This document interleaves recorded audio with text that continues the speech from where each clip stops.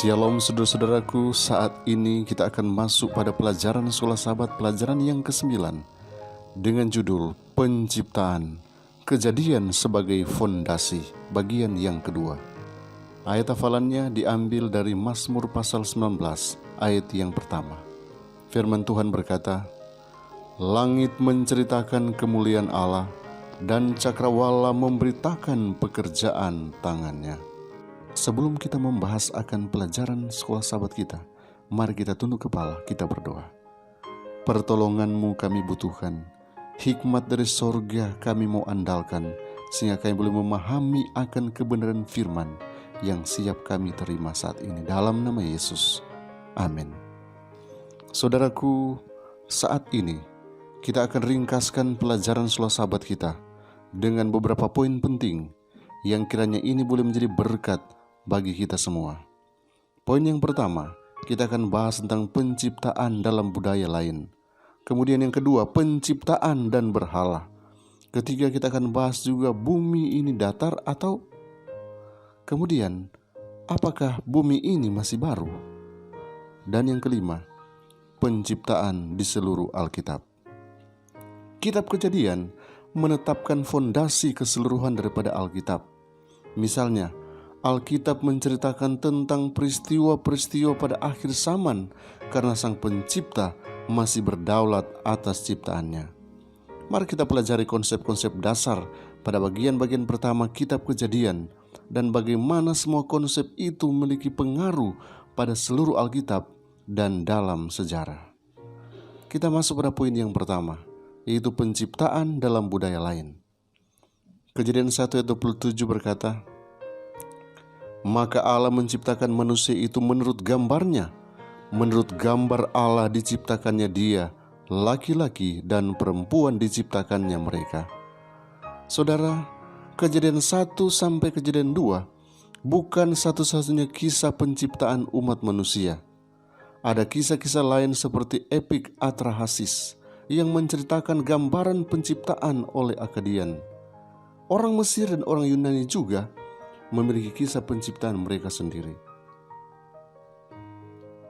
Semua dari mereka memiliki beberapa elemen umum dengan Kejadian.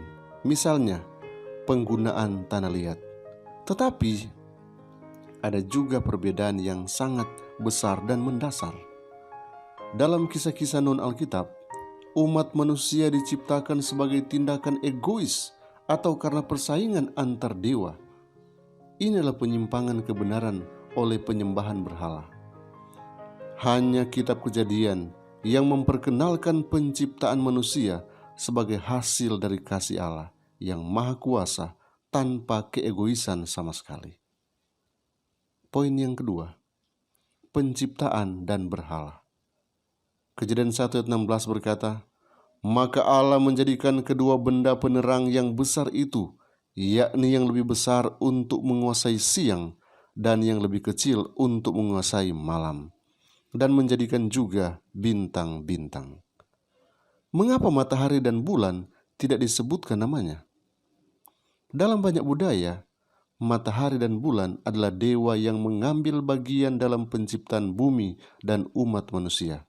Contohnya, orang Mesir percaya bahwa matahari atau Ra menciptakan semua bentuk kehidupan. Oleh karena itu, benda-benda langit itu disembah oleh hampir semua budaya di zaman kuno.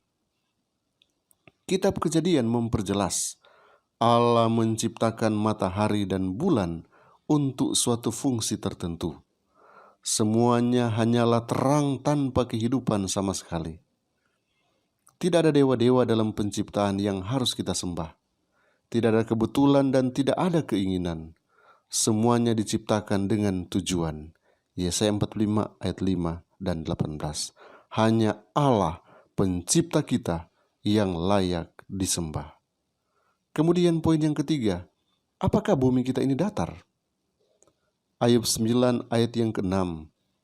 "Yang menggeserkan bumi dari tempatnya sehingga tiangnya bergoyang-goyang."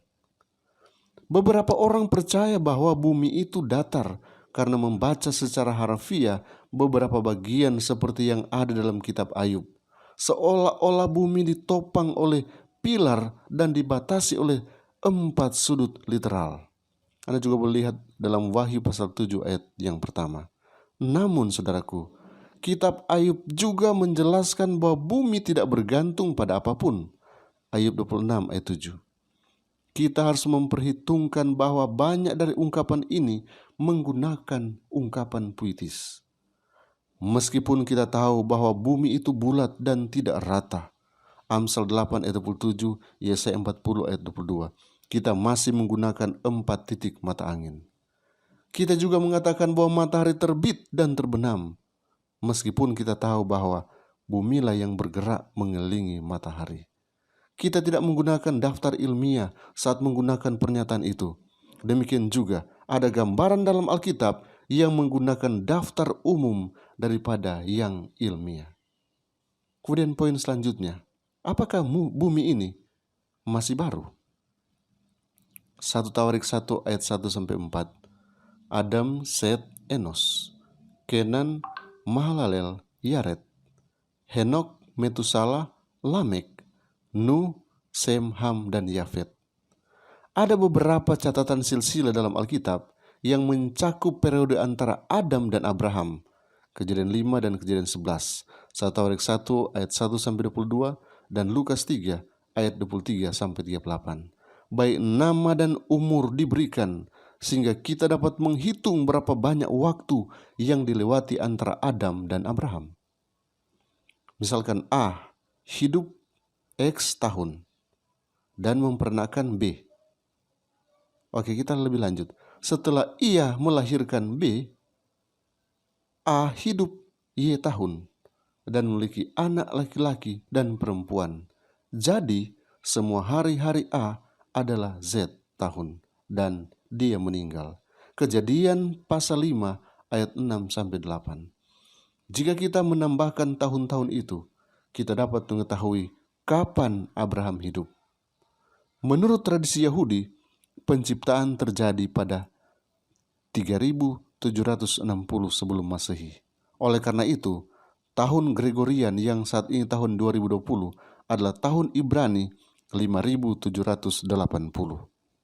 Ini bukan tanggal yang dapat diandalkan 100%, tetapi kita dapat memiliki gambaran kasar tentang berapa umur bumi ini. Poin selanjutnya, penciptaan di seluruh Alkitab.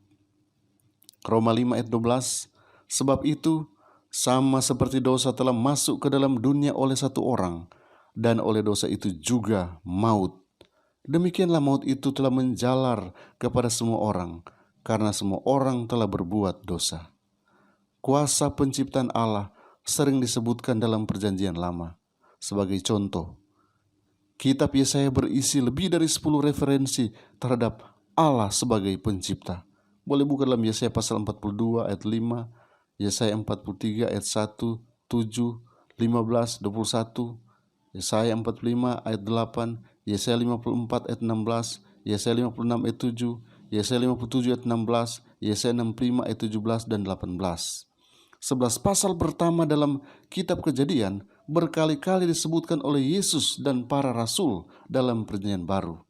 Matius 19 ayat 4-5, Markus 10 ayat 6-9, Lukas 11 ayat 50-51, dan seterusnya dan seterusnya. Ada juga yang menyebutkan penciptaan sebagai fondasi doktrin yang sama pentingnya dengan dosa atau penebusan.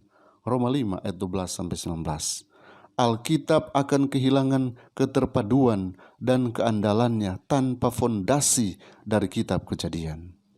Ellen G. White di dalam buku Mind, Character and Personality volume 2, chapter 82, page 742 berkata, kita bergantung pada Alkitab untuk suatu pengetahuan mengenai sejarah awal dunia kita, penciptaan manusia, dan kejatuhannya. Mengesampingkan firman Allah dan apa yang dapat kita harapkan selain diserahkan pada dongeng dan dugaan, serta melemahkan kecerdasan yang merupakan hasil pasti dari hiburan yang salah. Kita memerlukan sejarah yang otentik tentang asal-usul bumi, kejatuhan Lucifer, dan pengendalian dosa ke dunia. Tanpa Alkitab, kita akan kebingungan oleh teori-teori palsu. Pikiran akan tunduk pada tirani tahyul dan kepalsuan. Tetapi dengan memiliki sejarah otentik tentang permulaan dunia, kita tidak perlu menghambat diri kita sendiri dengan perkiraan manusia dan teori-teori yang tidak dapat dipercaya. Kiranya berkat Tuhan akan menjadi bagian kita. Biarlah Tuhanlah yang akan berikan pencerahan, meyakinkan kita bahwa ternyata benar.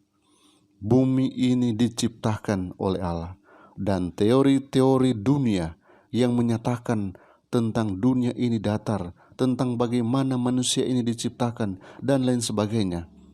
Itu teori-teori yang timbul dari angan-angan hati mereka saja. Dan itu tidak berlandaskan Alkitab. Kita percaya bahwa firman Tuhan diinspirasikan oleh Tuhan kepada manusia dengan satu maksud yang khusus untuk manusia hidup di akhir zaman. Tuhan memberkati kita. Mari kita tunduk kepala, kita berdoa.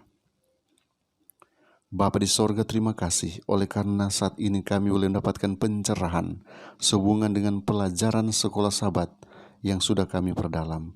Tolonglah kami agar kami boleh memahami lebih dalam akan maksud firman Tuhan yang sudah kami pelajari saat ini. Mampukan kami untuk mengerti dan mampukan kami untuk yakin sepenuhnya bahwa Engkaulah pencipta, penebus, dan penyelamat kami. Kami menyerahkan kehidupan anak-anak Tuhan yang mendengarkan channel ini hanya ke dalam tangan-Mu. Karena kami berdoa, memohon berkat hanya dalam nama Yesus Tuhan dan Juru Selamat kami. Amin.